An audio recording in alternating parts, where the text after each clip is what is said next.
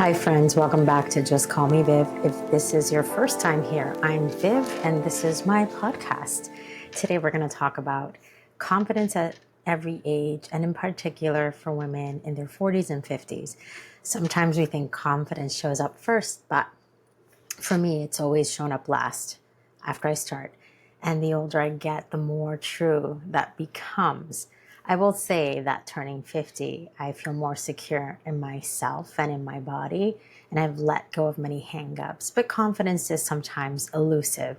So I'm Viv, and this is a space where I talk honestly about growth, reinvention, and learning to feel comfortable in our own skin, especially as we move through these different chapters of our lives. Um, so, a little quick story. I was a painfully shy kid, the kind who stood at the edge of the room, watching everything, absorbing everything, but never really stepping into the scene. And I always felt like I was hovering around life instead of taking up space in it. But theater, in particular in high school, theater was the curveball. It gave me a character, a mask, a role, and suddenly I bloomed and I wasn't me up there anymore. So it wasn't just theater, it was choir. It was anything where I was creative and I got to perform. And it was something that allowed me to become someone else. Off stage, though, I went right back to living in the periphery. And in my teens and 20s, I mastered the art of being the wing woman, the wallflower, the friend who uplifted everyone else while staying safely out of the spotlight. Confidence was something I could access only when I doubted my own abilities. In the spaces where I excelled, work, school, my creativity, I could shine, but socially, especially in the spaces that were shaped by the male gaze, confidence often felt like pressure, like a performance that I didn't sign up for. And I would say that I was really uncomfortable in my skin. Confidence isn't a personality trait, it's a relationship that you build with yourself. As a kid, I thought confident people were just born that way, loud, bold, unshakable. Now at 50, I know confidence is really about trust, trusting yourself to show up, even if your voice shakes a little when you do.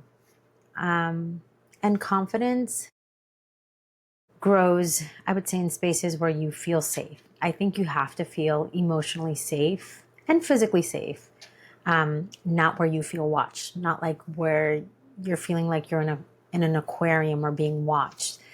So much of early adulthood is really navigating eyes on you, especially as a woman, and you're often thinking, am I pretty enough? Am I thin enough? Am I interesting enough? Am I wanted enough? And these questions eat away at your confidence, right? But getting older gives you something better. It gives you discernment. I learned that my confidence blooms in spaces where I feel respected, valued, and free to be myself, and not in spaces where I'm performing for someone's attention or approval or even the male gaze, right? When we're younger, we're taught that maybe, we need to attract a partner and be attractive and look a certain way. And as you get older, I'm just like, you like me for me or you don't. And confidence really shifts from being something that you gain externally to internal as you age. So in my 30s, I was still trying to fit into the mold, the job, the image, and the expectations. In my 40s, I really began questioning everything. And now at 50, I'm realizing the quiet power of internal confidence, the kind that kind of stays.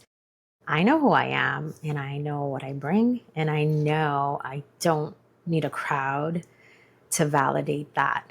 So confidence really just shows up after you start and not before. You kind of have to say and embrace who you are. So this is the part that really no one talks about and no one tells you, that you don't have to wait around for confidence. It's not a prerequisite. It's action is, right? So every time I've taken a step, starting this podcast, building a brand, moving into leadership roles, learning something new, confidence came really after, almost like it was waiting for proof that I was really serious. And that helped me understand that confidence isn't something I should wait around for. I should just do and embrace. And I can tell you really with full honesty that I'm the most confident I've ever been, not because I figured everything out, but because I stopped performing. I stopped trying to get external validation based on my appearance or feeling or being an extrovert. I'm not. Those are things that I'm not. I really trust my voice and my instincts. And more importantly, I trust my lived experience, and confidence at this age feels like coming home to myself. I like who I am, and I really love who I am becoming in this next phase of my life. So if you're listening and you feel like confidence skipped over you, it didn't. It simply is waiting for you to take one honest step forward toward the life that you want. And the smallest step counts, truly. Confidence doesn't arrive first, it follows after you take courage. So, I want to ask you that if this episode resonated with you, if it touched something in you, if you feel like it's something that you would share with a friend, share it, like, and subscribe, because your friends may need the reminder, you may need the reminder. And if you like and want more conversations like this about reinvention, confidence, and creating a life that fits you, make sure you follow my podcast. I'm really glad you're here. And until next time, please take care.